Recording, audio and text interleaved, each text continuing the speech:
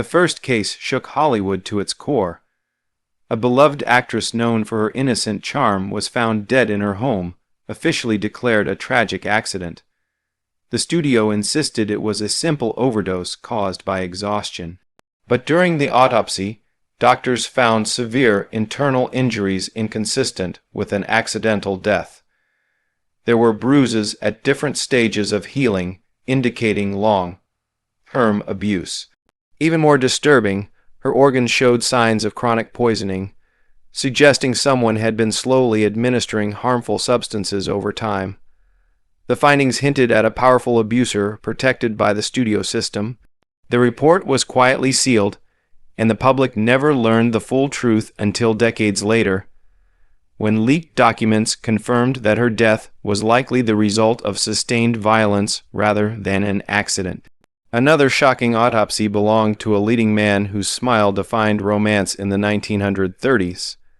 Fans were told he died peacefully in his sleep. The autopsy told a very different story. His lungs were severely damaged, not from illness, but from prolonged exposure to toxic chemicals.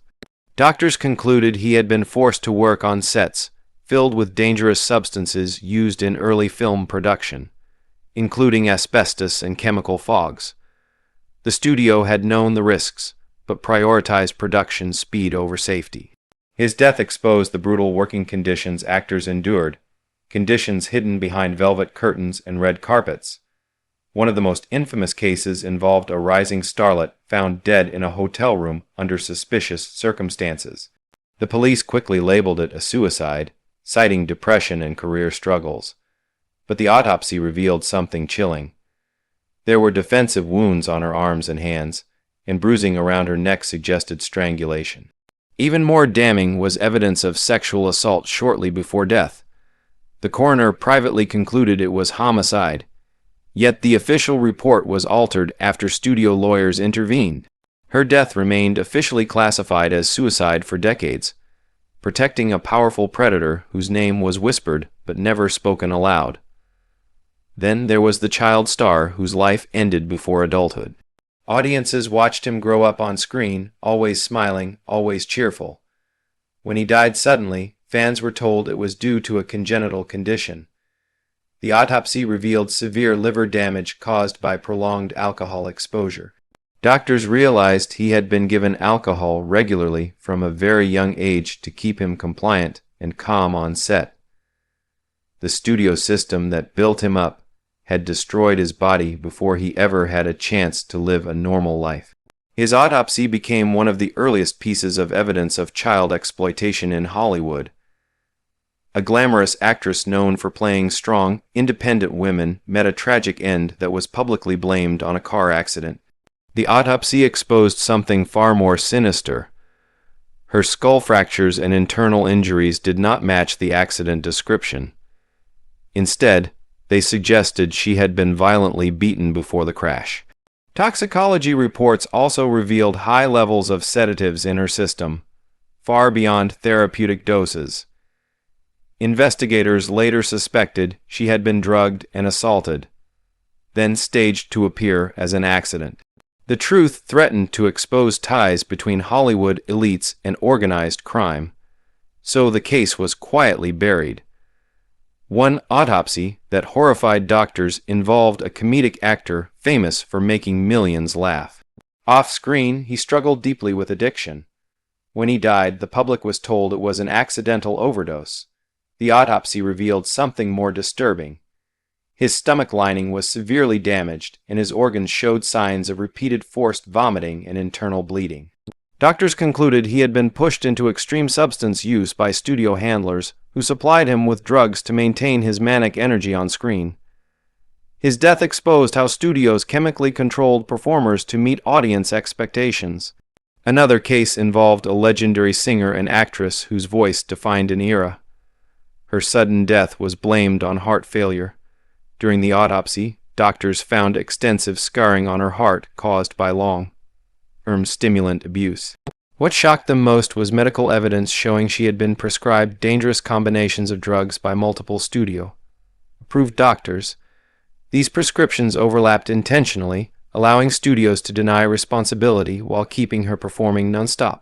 Her autopsy forced the industry to confront its role in medically exploiting performers for profit. One of the darkest autopsies belonged to an actor whose career collapsed after being blacklisted. When he died alone, newspapers barely noticed. The autopsy revealed signs of starvation and untreated illness. His body showed evidence of prolonged neglect, with infections that could have been easily cured.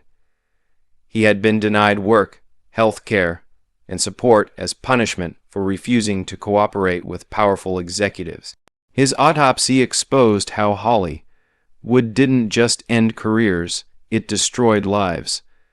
A beautiful actress known for her elegance was found dead in her bathtub, declared a tragic slip and fall. The autopsy showed otherwise. There was water in her lungs, but also blunt force trauma to the head inflicted before drowning. Her blood contained traces of a rare sedative not prescribed to her. Investigators believed she had been silenced after threatening to reveal studio secrets about abuse and payoffs. Her death remains officially accidental, but the autopsy tells a different story. Another shocking revelation came from the autopsy of a war hero turned actor. The public believed his death was due to combat-related injuries resurfacing. Doctors discovered he had been suffering from untreated post-traumatic stress and self-inflicted injuries. The most disturbing finding was evidence of experimental treatments performed without his consent, likely part of government and studio collaborations to create propaganda heroes. His body became proof of how Hollywood and politics exploited real trauma for cinematic narratives. The final case is perhaps the most haunting. A megastar whose image symbolized beauty, vulnerability, and fame died under circumstances that sparked endless conspiracy theories. The autopsy revealed a lethal combination of prescription drugs, none at individually fatal levels. Together, they formed a deadly cocktail. What shocked investigators was that multiple doctors had prescribed these medications simultaneously, all connected to the studio's insurance and production schedules. Her death exposed a system that valued box office returns over human life. Though officially ruled an overdose, the autopsy showed she had been medically managed into an early grave. These autopsies did more than determine causes of death. They exposed the machinery behind classic Hollywood, a system built on control, silence, and sacrifice. Studios owned stars like property, dictated their relationships, controlled their bodies, and erased them when they became inconvenient. Death was often the only moment when the truth could no longer be hidden. What makes these stories even more disturbing is how many autopsy reports were altered, sealed, or ignored. Powerful interests stepped in to protect reputations and profits. Families were pressured into silence. Journalists were threatened. Only decades later did leaked files, independent investigations, and whistleblowers begin to piece together the real stories. Classic Hollywood gave the world timeless films, unforgettable performances, and cultural icons. But it also left behind a trail of broken bodies and silenced voices. These autopsies remind us that behind every glamorous image was a real person, often suffering alone. They force us to question the cost of fame and the systems that